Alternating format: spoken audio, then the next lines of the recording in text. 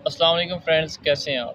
میں ہوں آپ کا ہوسٹ حیدر علی گیانی اور آپ دیکھ رہے ہیں کیانی فٹنس۔ آج میں آپ کے لیے ایک ڈائٹ پلان لے کے آیا ہوں ویٹ لوز کرنے کے لیے، جس جس کو اگر آپ فالو کریں گے تو 1 سے 1.5 ماہ کے اندر آپ اپنا 5 to 6 kg ویٹ لوز کر سکتے ہیں۔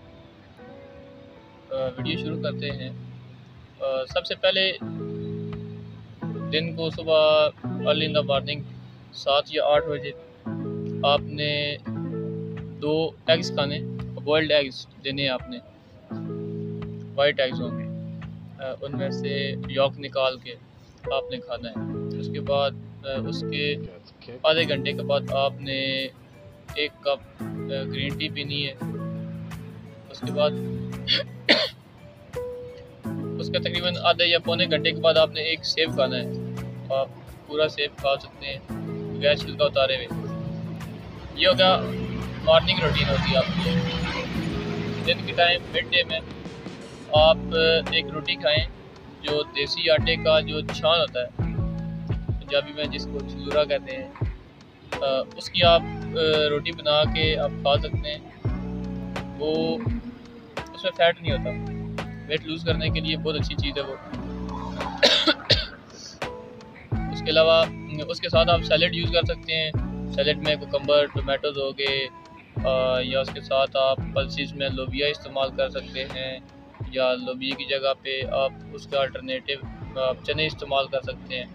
دن کے ٹائم آپ یہ چیز استعمال کریں، اگر ہو سکے تو 1 کپ گرین ٹی کا دن کے ٹائم بھی آپ پئیں۔ اس کے بعد نائٹ میں آپ ایسا کریں گے کہ چکن لیں گے، کچھ ہاف پاؤ یا جتنا بھی آپ کھا سکتے ہیں نارمل چکن آپ لیں گے۔ آپ نے اس کو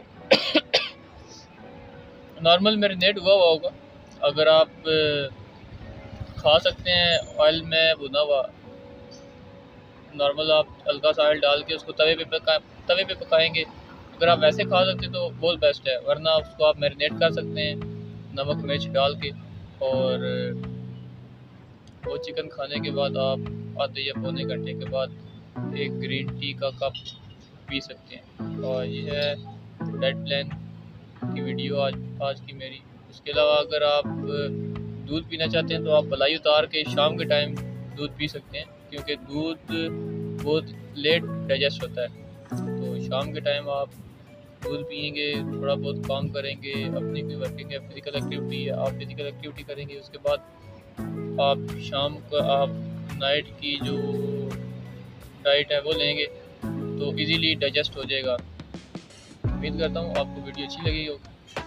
اگر ویڈیو اچھی لگے تو لائک کریں، شیئر کریں، چینل کو سبسکرائب کریں۔ Thank you very much.